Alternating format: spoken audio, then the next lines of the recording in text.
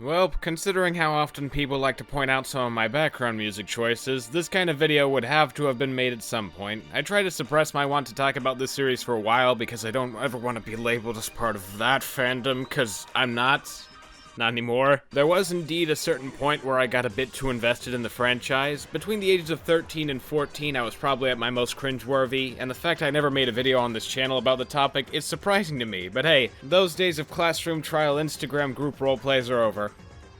Hold on, let me just cut that out. Danganronpa is a game series I was, to say the very least, heavily emotionally invested in. From the time I was introduced to it by a friend in 2017, it became my mission to play all the games, as it was an inherently interesting concept. 16 teens with special talents all get locked in a school, or on an island, or in a biodome with a bunch of murderous teddy bears all around them, and if they want to leave, they gotta kill each other. But after a killing happens, the entire class goes to court, and if the innocent doesn't get the right man, everyone else dies and the killer goes free. There was also a side game that was about fighting robots wielded by children and scouring the apocalypse or something. I don't know, it was the only game I never played. The concept in itself is quite original and ripe for creative opportunity if put in the hands of the right writers, and our man Kazutaka Kodaka was not one to disappoint at least 80% of the time. I don't mean that in the sense of there being one game in the franchise that stands out as especially bad or anything. Danganronpa as a series never really jumped the shark. There was a subgroup of people that disliked the ending of the final game, but personally I felt like it was a perfectly fine conclusion to the franchise. Back to my point, the games as a whole are mostly solid, but one or two trials within each game have lived in infamy in the fandom for appearing especially underwhelming or kind of forced. Some of the mini-games during trials can also be tedious. I'm mentioning this to say the franchise is definitely not perfect. It has many issues, but the negatives in the end are heavily outweighed by the positives. The games also have iconic music, a distinct visual style with unique character designs, well-formulated and sensical mysteries, a surprisingly in-depth downtime system allowing you to get closer to the people you're most interested in that can help you in trial, and the intricate system of literally shooting through people's arguments or even telling lies in order to get to the truth of a case. To expand on that last bit, in debates with other classmates while on trial, you hear all of them out in the arguments that they present, and using truth bullets, you can shoot through people's arguments when they contain contradictions or there's evidence you've collected to refute the claim. It helps a large amount in engaging the player even further in the debate and makes for an interesting experience. An overview review of the franchise isn't the point of this video though. No, I'm not a game reviewing channel, I'm a commentator slash animation reviewer mainly, so you can already guess what I'm about to talk about if you know the franchise. It might infuriate some fans to know this, but my first exposure to the franchise was through Danganronpa the animation. To put it simply, Danganronpa the animation is an abbreviated version of the first game adapted by Studio Lerche, the studio behind Assassination Classroom, and in retrospect after playing the games, it was fine. Sure, with all the intricacies and, well,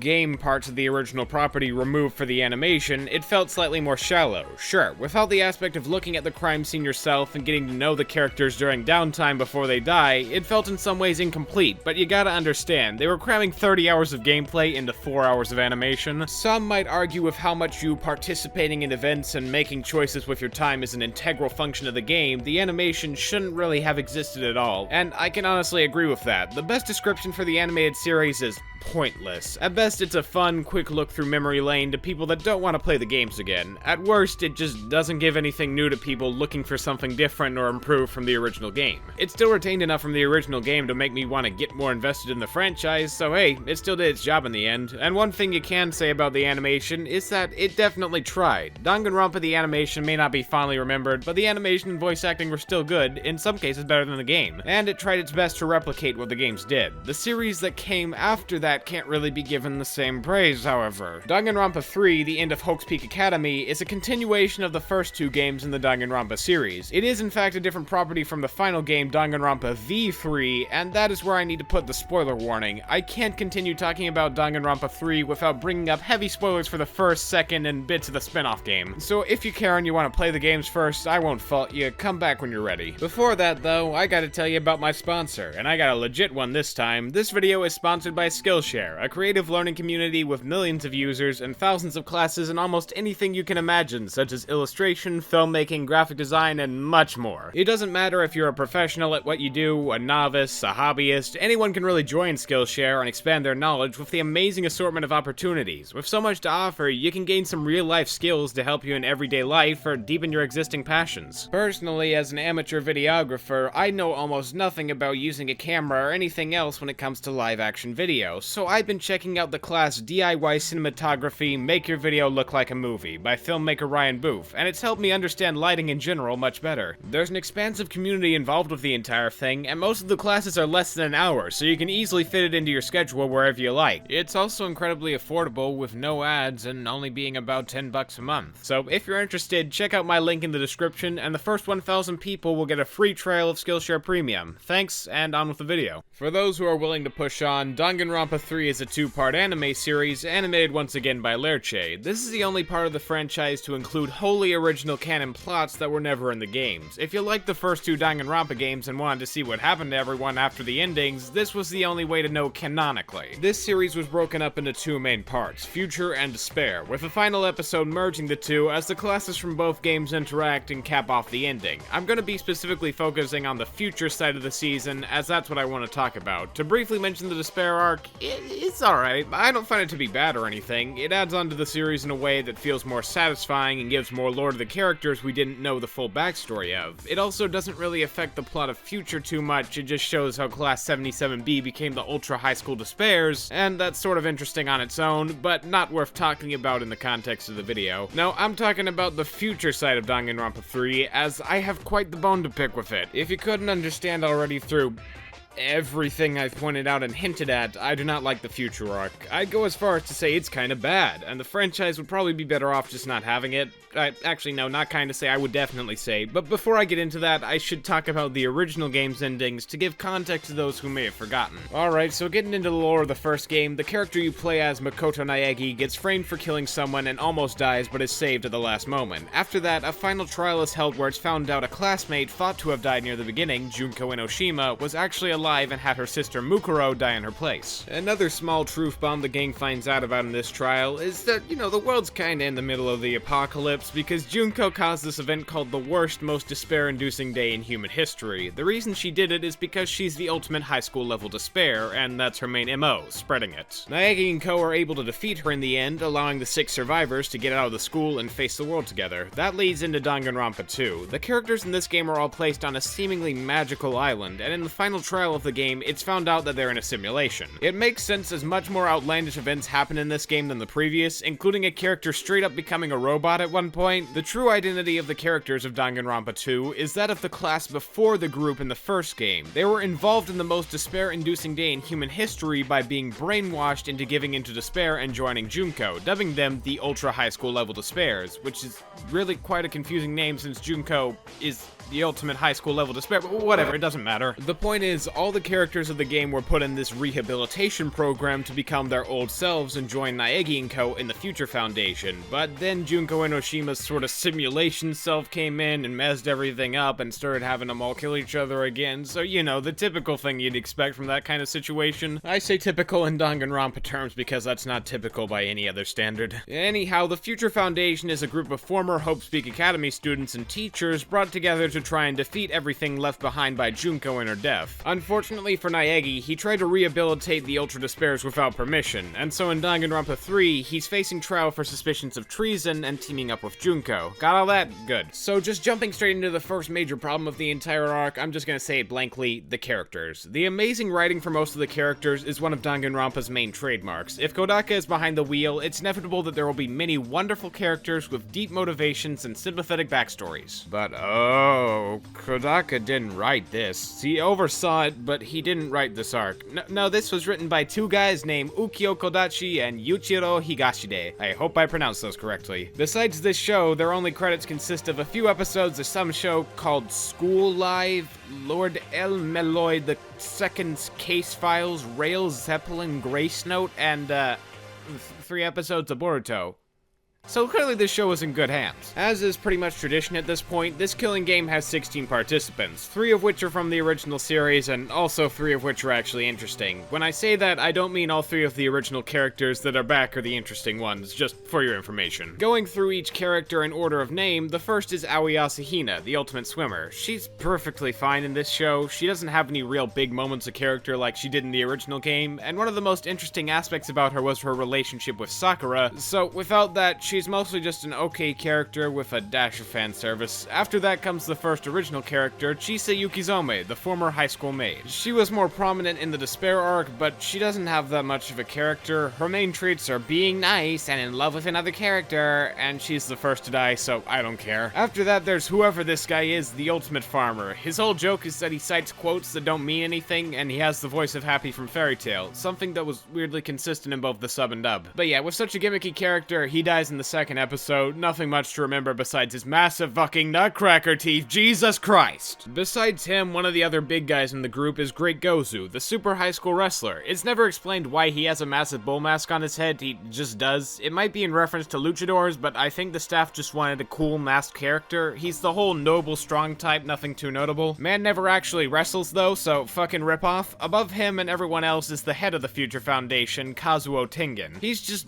barely, kinda, a little bit interesting. He's an old guy that can still fight, and he's the one behind the entire killing game. His whole plan was to have everyone kill each other to force this guy Mitorai to broadcast an animation to the world. You see, Mitorai's whole thing is that he's the super high school animator, so he knows how to make animations that through stimulation can make people react in certain ways. Junko Enoshima used these methods to turn all of the DR2 characters into the Ultra Despair, so Mitorai created a countermeasure that would turn everyone who sees it to the side of hope, but he was hesitant to use it. So Tengen gave him the push to feel it was necessary. The part that I don't think really makes sense is that if Tengen knew about this animation from the beginning, why didn't he just walk up to Mitorai and tell him, "Yeah, gonna need that animation to make the world feel only hope sports, if you could just, put that on my desk in the morning, that'd be great." Or better yet, just fucking steal it from him. This man would crack into pieces if you blew wind in his general direction. You telling me this nimble-ass man with a fucking shuriken dispenser couldn't have done that if he wanted? Or did he just want himself and 9 other people to die to make it more theatrical? The world may never know. Yeah, you know what? He's not interesting. He's just kinda dumb. Moving on, we got Koichiki Sakura, or as I like to call him, Hipster with a Fedora Man. Clever name, I know. He knows Kirigiri and her father, so he spends most of the game basically doing nothing. He saves her, and then he just dies. Speaking of Kirigiri, she's next, and while she doesn't really do nearly as much in this show, she still has her moments, and is able to solve the early mystery that most people probably could have predicted to an extent, so I'd say she's still at least mildly interesting. Last on the K scale, we got Kyosuke Munakata, the only new character I really liked in this entire arc. He's one of the few actually interesting characters in the thing. His entire personality centers around an obsession with destroying despair in every form possible. He almost immediately starts going off the deep end when his love dies, and for most of the arc, he's searching to try and kill Naegi. At first, he was just sort of doing it because he thought Naegi was one of the Despairs, but he comes up with a pretty interesting reason after figuring out that it isn't the case. Explaining the game briefly, everyone has a wristband that forces them to not do a certain action or face death, and every 8 hours, the cast is put to sleep other than the attacker, who wakes up and is able to kill someone. Munakata figures out fairly quickly that the attacker can end the game whenever they want, letting someone else die as a sacrificial lamb of sorts, allowing him to sneak in undetected. If Naegi is another one of the survivors, whom Munakata knows is good with speeches, the attacker can infiltrate the organization while preaching about hope with him. Therefore, so the people aren't as easily persuaded should the attacker escape, Munakata wants to kill Naegi. He doesn't end up doing it, but in the process to try and get rid of despair, he kills the chairman, loses an eye, and almost goes insane from distrusting everyone, including his best friend. As far as alphabetically, I should have talked about this guy earlier, but in the narrative sense, I'm just gonna bring him up now, so here he is, Juzo Sakakura. Sakakura was the ultimate boxer, but his main action was throwing a punch at someone. So why make him the ultimate boxer then?